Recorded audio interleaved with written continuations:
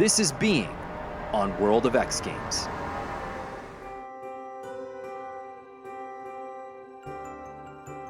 I saw snowboarding when I was about 7. I think it was 1990. It was the first year snowboarding was even allowed at my home resort of Mount Snow.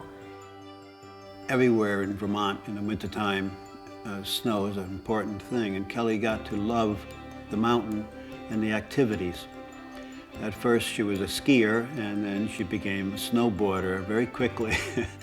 You know, I had been kind of in a competitive ski racing program, and it was just a bit too intense for me at that young age.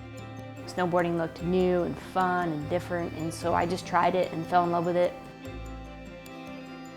I just did it for fun. I actually never had any aspirations of doing it competitively. There was an opportunity when I got into high school that I could go to a mountain school where I could go to school half day and snowboard half day. And in order to be part of that school, you needed to compete on the weekends. So I thought it was a pretty good trade-off. I'd do some snowboard contests if I got to snowboard more, and then I fell in love with competing. Kelly Clark with another gold medal. Growing up in school, I had a pretty tough time. I found out I was dyslexic when I was in the 7th grade, and I got tutored in almost all my classes. You know, when I saw that I was pretty good at snowboarding, it kind of gave me some hope and something to pursue that I was good at, because I wasn't finding that kind of academically at the time. So I'm telling my parents I want to go to this private school, and they're like, all right, well, if you want to go that bad, like, you're going to have to come up with half the money. So we made a deal. I said it was all right if she would help work in the restaurant on a regular basis as a waitress and washing pots and pans, some of this a little late at night too, but it was a family-run restaurant, not big, and we all worked hard, 7 days a week. She had to help. We weren't a rich family. I think I got $5 an hour. And I worked all summer, and I worked all winter to pay them off, and I came up with $3,000, half the tuition. And that was a big deal, you know. They made me invest in my dreams as much as they invested as well. You know, here's this little girl who, rumor is, you know, works in her parents' pizzeria, and she rode with a sense of purpose that you hadn't seen really in anyone at that time in competitive snowboarding. Like, I'm here to win and to win consistently and to move this thing forward. Kelly Clark takes over the top spot. You know, I made a deal with my dad. I could defer from college for 1 year and kind of prove to him that I could make snowboarding a career. Perhaps that's where some of my drive and my work ethic came from, because if I didn't perform that year out of high school, I was going to college.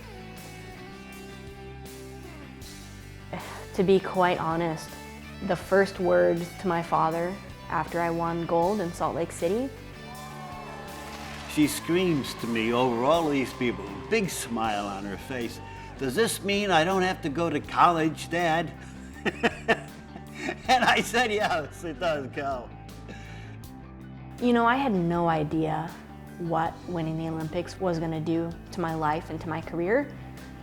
I was so focused on the snowboarding part of it. That was why I was there, you know. I remember I came out of an interview the day after I won the Olympics, and all these newspaper machines were lined up on the street in Park City. And I looked, and I was on the cover of every single national newspaper. I just couldn't get over the fact that snowboarding, and me, of all people, was being showcased, you know, to mainstream America. It's hard to describe, but snowboarding just wasn't what it is today. Prior to like the Kelly Clark era, it was less important that you won and more important that you were a snowboarder and you were doing this for snowboarding. And she was like, "I'm here to win, and I'm going to train like it.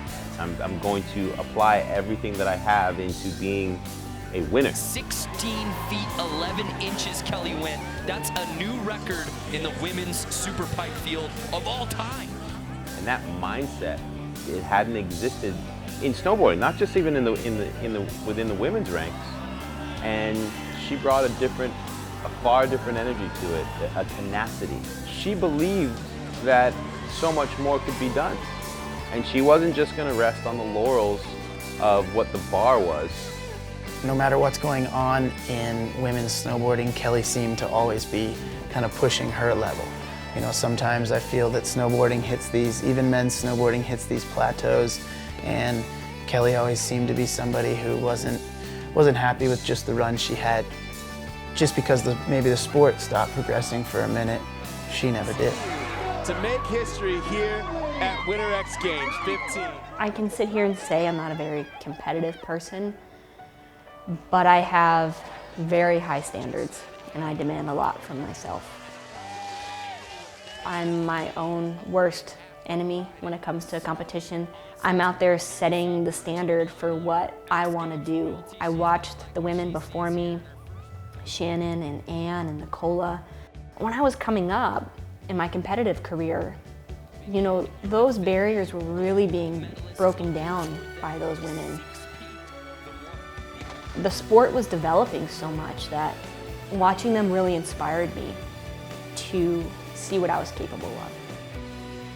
I don't believe that I ever operated with the idea that there was a ceiling for me because of watching those women, and so I just went full steam ahead, and I believed that anything was possible.